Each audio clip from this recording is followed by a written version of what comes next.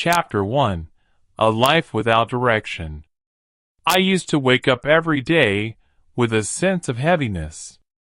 Not because my body was tired, but because my mind was drowning in overthinking, in comparison, in fear of the future. I was constantly chasing happiness in money, recognition, and comfort.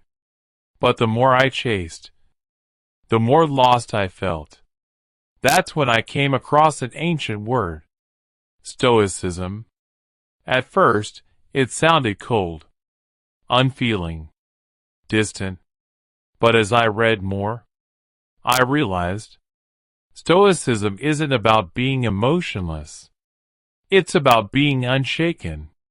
If you feel this video helpful for you, please like the video, comment your suggestions, and subscribe the channel. It might take a few seconds, but it will be a lot for me. Chapter 2. The first lesson, control what you can. The very first teaching I learned was from Epictetus. He said, "Some things are up to us, and some things are not." It was so simple, and yet so powerful. I began to list my worries. What if I fail? What if they don't like me? What if I lose everything? Then I asked, are these things in my control? And slowly, the noise in my mind started to quiet down. I learned to let go of things I couldn't control and to focus fully on what I could. Chapter 3. The Power of Present Thinking. Stoicism teaches us to live in the present. Marcus Aurelius, the Roman emperor, once wrote, "You could leave life right now. Let that determine what you do, say, and think." At first, those words scared me. But then I realized they were a gift. I stopped rushing. I started listening. I began to notice small things. The way sunlight touched the trees. The taste of hot tea on a cold morning. The calm in a deep breath. Life was no longer a race. It was a series of sacred moments. Chapter 4. The shift in my relationships. Before Stoicism, I reacted emotionally. If someone hurt me, I hurt them back. If someone ignored me, I felt worthless. But then I read, when someone does wrong, they act according to their understanding.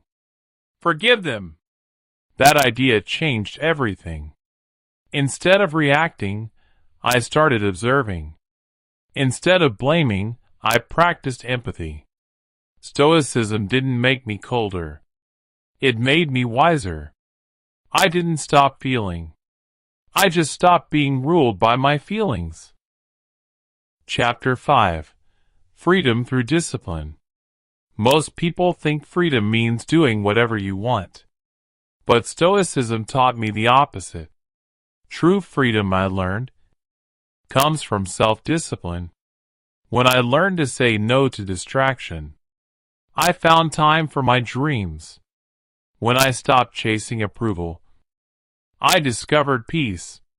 When I chose my actions with intention, my life began to feel whole. Chapter 6. Life now, still imperfect, but grounded. Today, I still face problems. I still feel sadness.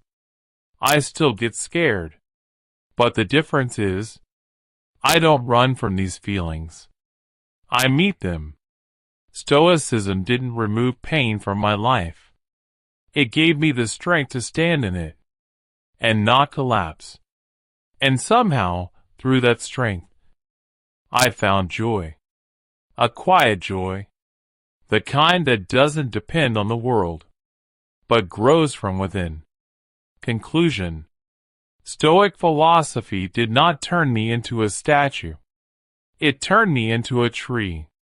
Rooted, calm, and alive. If you ever feel lost, Try reading one sentence from a Stoic thinker. Sometimes, one sentence can change the direction of your entire life. If this story touched something deep in you, don't let it fade. Watch it again. Let the words sink in. And then, start practicing. One small moment at a time.